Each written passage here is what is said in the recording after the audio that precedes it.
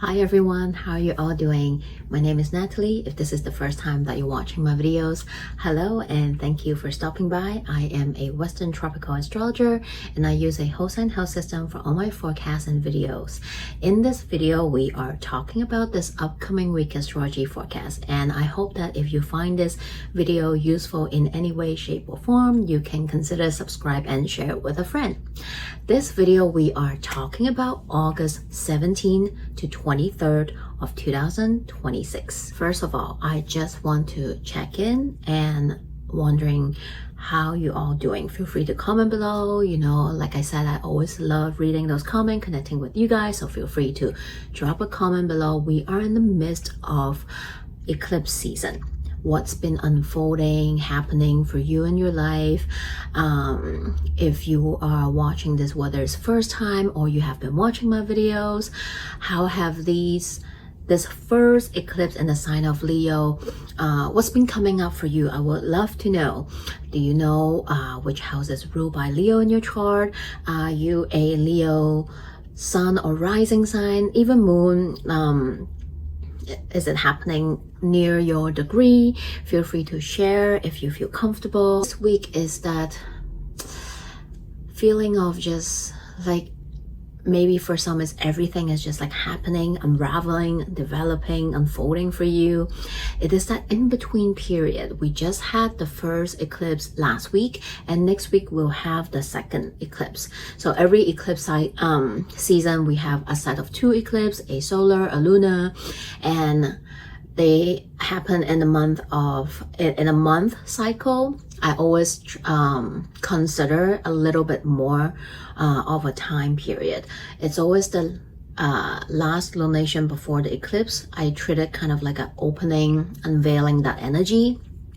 And then it is until the next lunation happen after the second eclipse is kind of like officially end that eclipse season for us, like that portal of energy.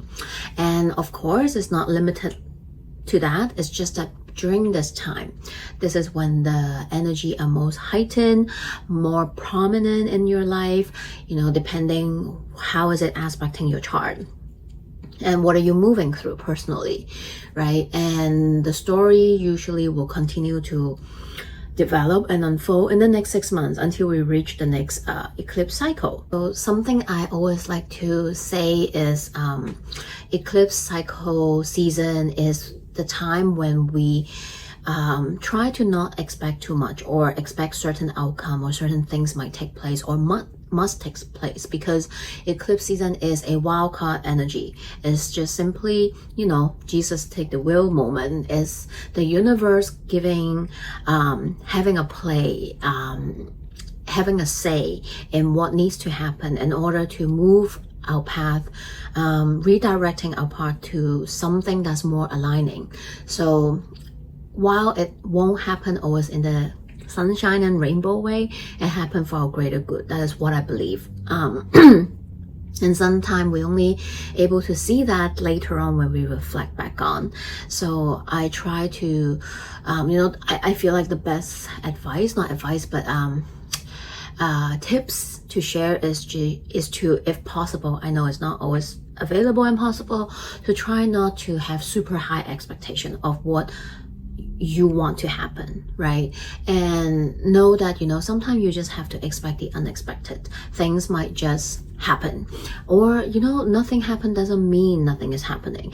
Maybe that seed or that event is just taking place in the background, and it will slowly unravel as time goes. Because sometimes what happened during the eclipse cycle is that seed, that moment is getting planted, and then it will continue to unravel, right?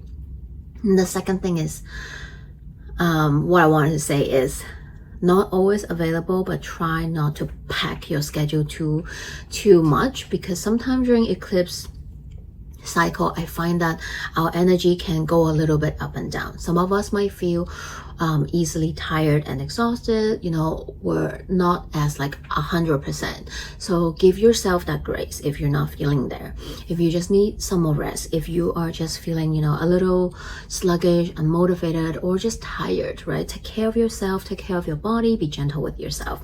So with that said, let's go in this week, which is August 17th to 23rd. So this week, right off the back, Monday is a mixed bag of energy. And I know how that can sound like, a mixed bag? What do you mean, right? Yes, it is a mixed bag. And sometimes we can feel one aspect more than the other aspect. So there's a lot happening on Monday. There's 3 different aspects happening. You might be feeling 1, 2, or 3, you know, depending how it's affecting your natal chart. But the first one is Mars in Cancer is going to square Neptune retrograde in Aries at 3 degrees 59 minutes.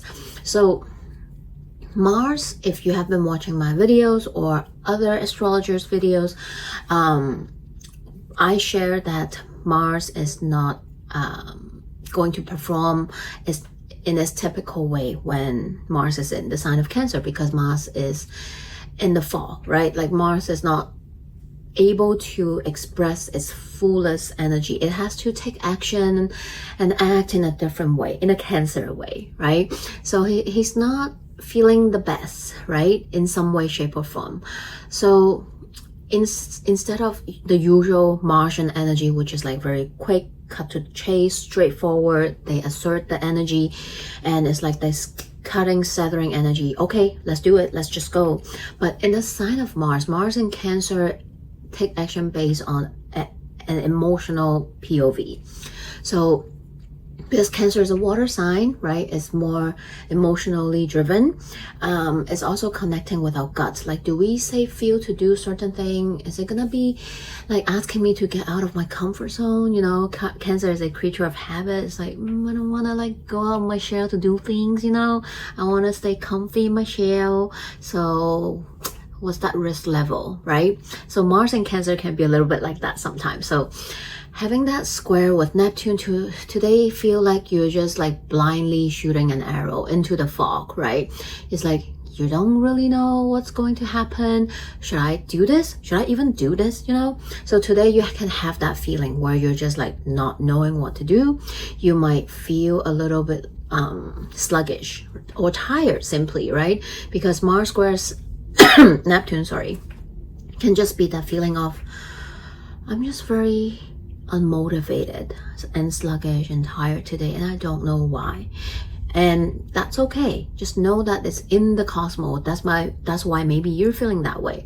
Or in another way, you can also feel overwhelmed, not knowing what to do. Like, I don't know what to think. I don't know what to take action. I don't know. I'm just like overwhelmed in my feelings or in my brain. And if that's the case, and if it's available, give yourself some time and space to navigate through that. Or some people might just simply feel stuck, like, I don't know, just not today. And today might just be that day that's just not the day. And it's okay, because we're not meant to be always on the go. We're not always like 100%, and we're in eclipse season. So another possibility is you might be wearing a rose tinted glasses and take action based on that, right? Not being able to see through some lies or see through what's really happening, or thinking, it's great, the grass is green on the other side, but it's not, right? Because Neptune can have that fantasy energy, right? That certain ideal. And having Mars in Cancer, your emotion might want things certain way. And with that Neptune, I'm not saying you are, but maybe for some, okay, not all, you are kind of in denial, right? But you don't want to admit it. You're like, no, it can't be that bad. Yeah, let's just go with it, you know? I think it's okay, but maybe deep down you know, but you're not trusting yourself. So make sure if you're making a decision, taking an action is based on your guts today. Like, you know you want to do this. It's not because you're scared, you're scared of missed opportunity, you're fear-based, that's why you're doing that, right? It can also be having a crisis moment, like you're having a moment that you're questioning your faith, right? Neptune is very much about our ideals, right? What we think, what we believe in, and you're taking action from that point. And I don't like that for the collective level, because that means that a certain leader, certain country might harm the other country or a group of people or other based on their own ideals and belief or religion or whatnot. It's just like what is happening right now in the world, the genocide in Gaza, right? People thinking that they have the right to do that, and that is not. And today, because of this aspect, something might escalate, which is something that I always don't want to talk about, but that is just a possibility of the manifestation of this aspect, right? I always need to, well, not that I need to, but I want to list out all the light and shadow attribute, because that's just how each aspect transit go. It's not always sunshine and rainbow. There's always the light and the shadow attribute of these aspects. And just a little heads up, this Mars square Neptune in Aries, this kind of opens up and letting us know that Mars is inching closer and closer to that square with the other planet that's in Aries right now, which is Saturn. It won't be exact until September 1st or 2nd, depending where you are in the world. But I feel like from today onwards, right, the square between Mars and Neptune is also slowly, Mars is also slowly inching closer to Saturn, and that's why that energy is going to get stronger from now until the end of August till early September. And that is more of a volatile energy. I'm not here to fearmonger, but I do want to give you that heads up. And the best way to approach to navigate through it is on a personal level. I know it's not always possible, but if you already have a feeling that you are biting more than you can chew off, you are packing your schedule way too much, and you're thinking, am I able to do all this? And the answer is no, you just cannot, okay? Because this energy can be an exhaustion, can be, burning yourself too much, overextending. So I want to give you all a heads up, and if you can, focus on a few important tasks, but not overwhelming yourself with too much things on your list, right? This is not the time to pack your schedule, if possible. Maybe the work or your other obligation, you might be asked, can you do an extra job? Can you take an extra client project? No. Try to give yourself more time and space in between things.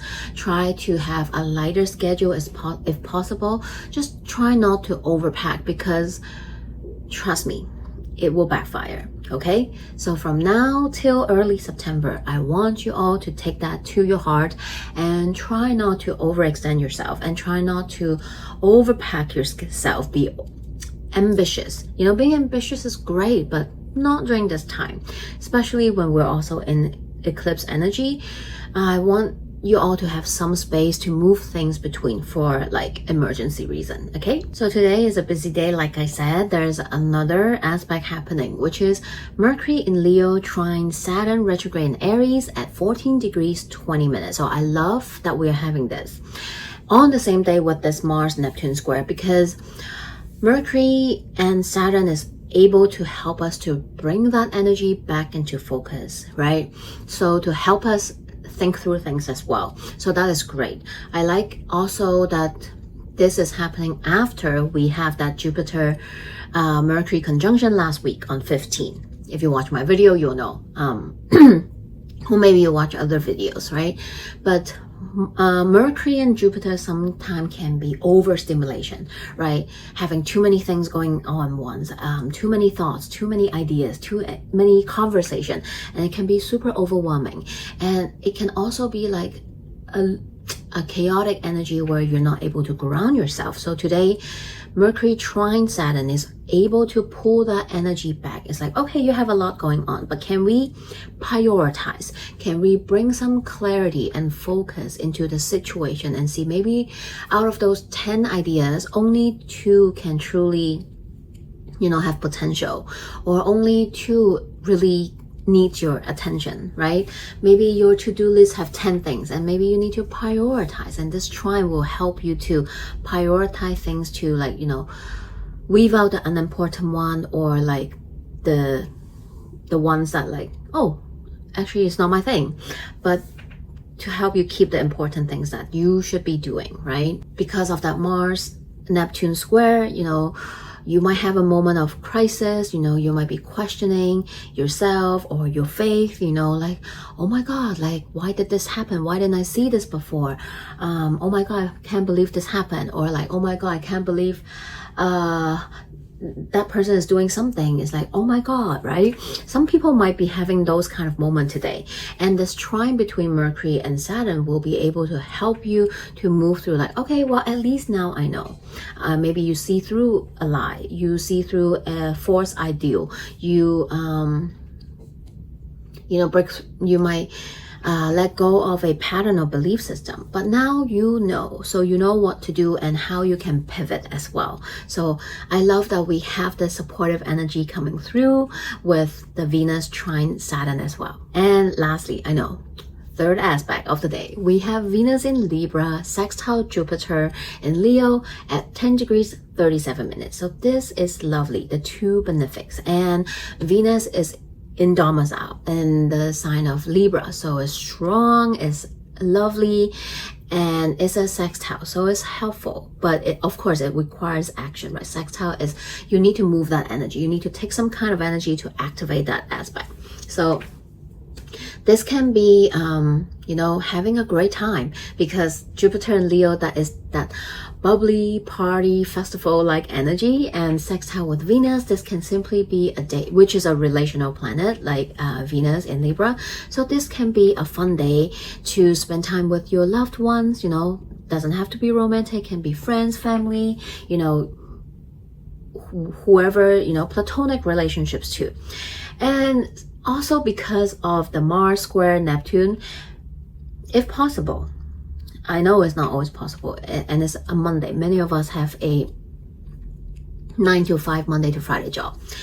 But if possible, have an early day off, or even just take a day off. Maybe is to just go out and see what magic might come up. Maybe is not get overwhelmed with the square energy and hop on a car, hop on a transit, public transportation to explore a new place. Go on a little day trip, explore a new place, a new neighborhood you've never been, or even if it's just, go on a little outing, go to a gallery, go to a movie, go to a park to just have some fun and see what kind of magic might come up as well. And on the same day, we also have a 10 hours, 15-minute void of course moon from in the morning, 4:30 a.m. to 2:45 p.m. So not too long, but I still want to mention it. So yeah. If this is the first time you're watching my videos, you have no idea what void of course moon is, this is the time when the moon is not making any aspect with any planet. It's just floating in the cosmos by itself. But that is a time you don't want to make something super important, like launching, announcing something, signing a contract, sending an important email, and things like that, right? Because you want the moon to doing some kind of aspect when you want to pick a good time to do something. So, but it's good for doing all the moon thing, which is resting, recharging yourself, taking care of yourself. Maybe some of you would like to be a homebody, take a bath, relax, unwind, read a book, or go to the park, nurturing yourself, eating nourishing food, things like that. Take care of your body. Moon is very much about body. August 22nd. Today the sun in Leo is going to conjunct south node in Leo and oppose north node in Aquarius at 29 degrees 49 minutes. This is activating the solar eclipse that we just had last week, right? We're already in eclipse season, but today can feel a little extra dramatic and loud. What happened last week might get emphasized today again.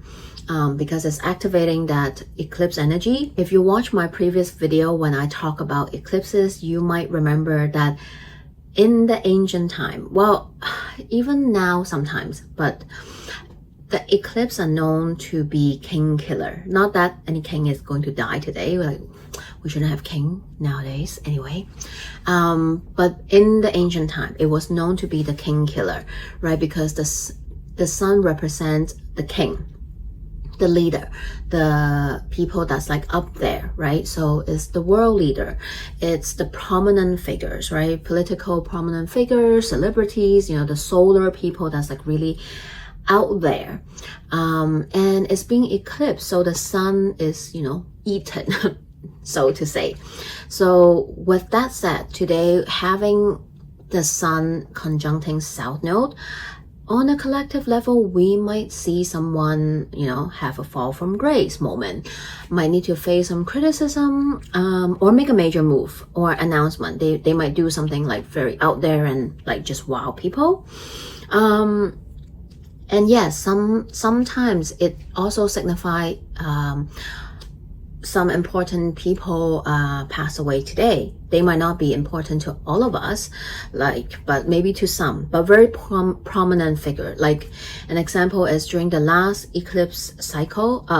Is it last? No, wait, last year, 2025, when we have eclipses in the September, in the fall, in the sign of Virgo and Pisces, on the exact day, September 10, is the day when the sun conjuncts south node, just like today on 22nd.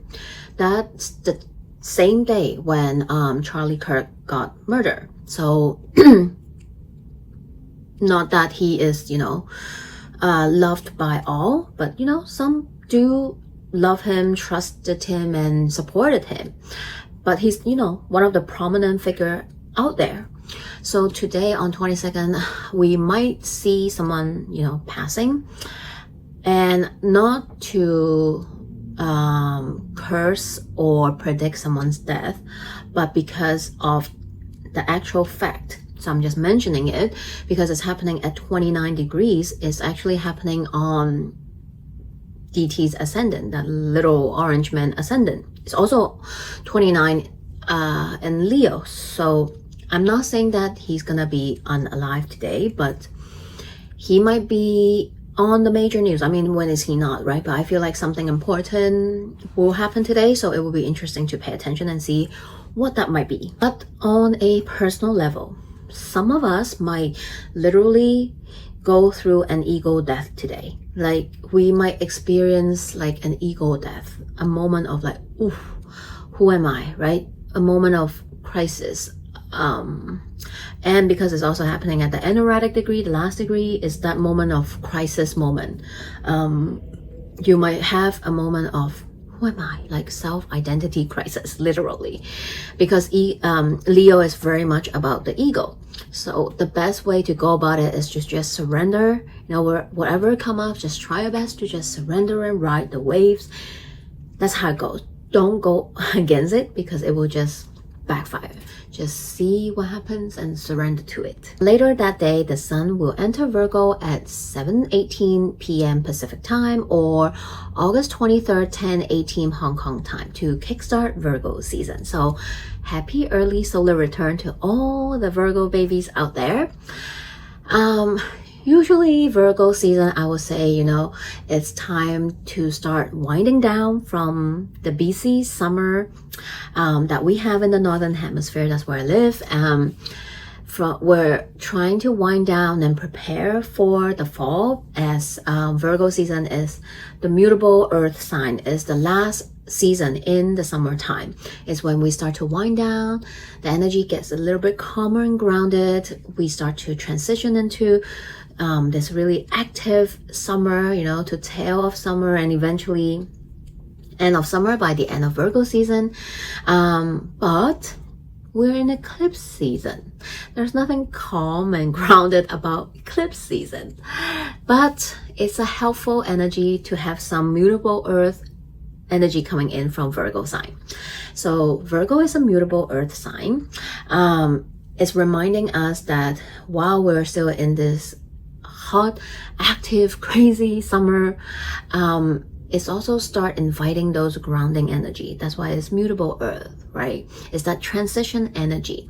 And Virgo is also reminding us to take stock and make the most out of the remaining few weeks in summer, but also to be grateful and don't take it for granted.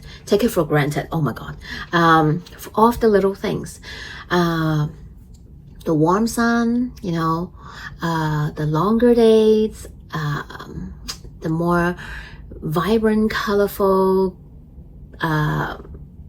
outdoor, the fresh produce that we get to enjoy during the summer months, you know, things like that. And Virgo pays attention to the little thing. That's why I say, you know, take notice of the little things. It's more detail oriented, it's more analytical, logical. It's also very crafty and organized. It's very nurturing too. Virgo is actually a sign that's very good at taking care of people.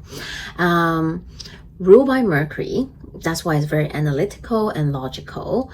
You might be, during this Virgo season, start thinking about how the rest of the year you want it to be, right? Plan a little bit, not concrete, but, you know, have a little bit of plan, you know, taking stock of how far this year has been for you so far, right? What has happened? You might start to get organized as we transition into the fall soon. You might be getting organized at home, you know, doing some switching wardrobes if you need to, as we might welcome some more cooler breeze. Virgo season is a great time to also reflect on your Virgo house, because we have been having eclipses happening in the sign of Virgo and Pisces for the last year and a half or so. We will be having the next eclipse, which is next week, and it's in the sign of Pisces, opposite of Virgo. But the final eclipse in Virgo will not take place until early next year in Pisces season. But it's a great time, I think, for now to reflect on your Virgo and Pisces house. What changes and shift has been happening for the last year or so, with eclipses happening in both signs. And lastly, on 23rd, we have the Sun in Virgo, trine Chiron retrograde in Taurus at 0 degrees, 41 minutes.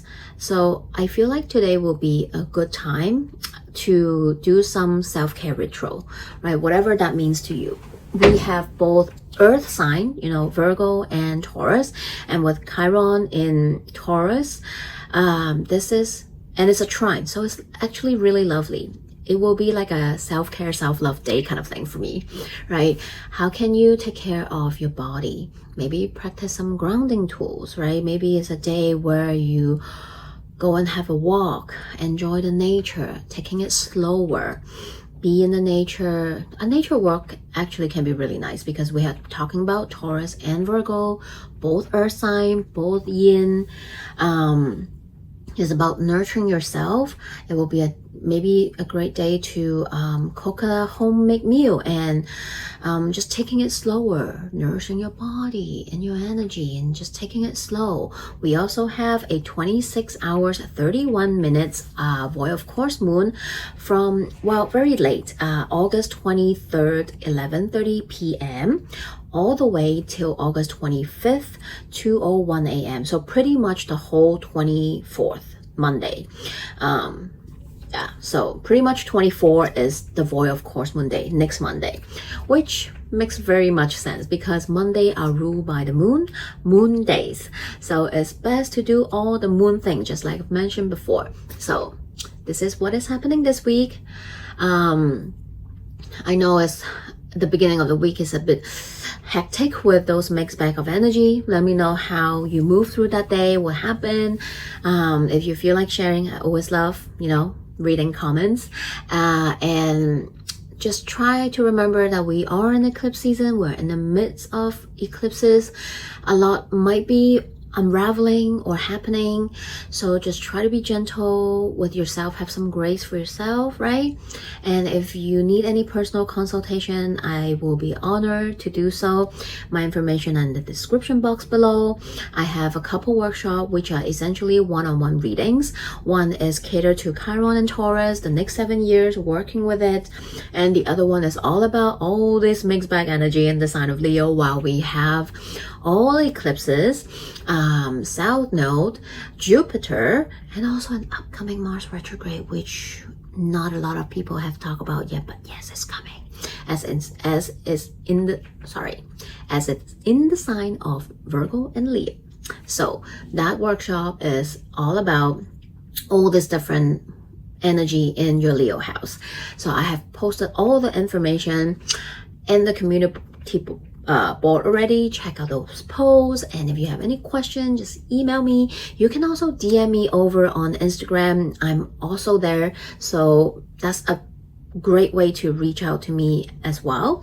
So take care. I'm wishing you all the best in this upcoming week, taking care of yourself, and I'll see you next time.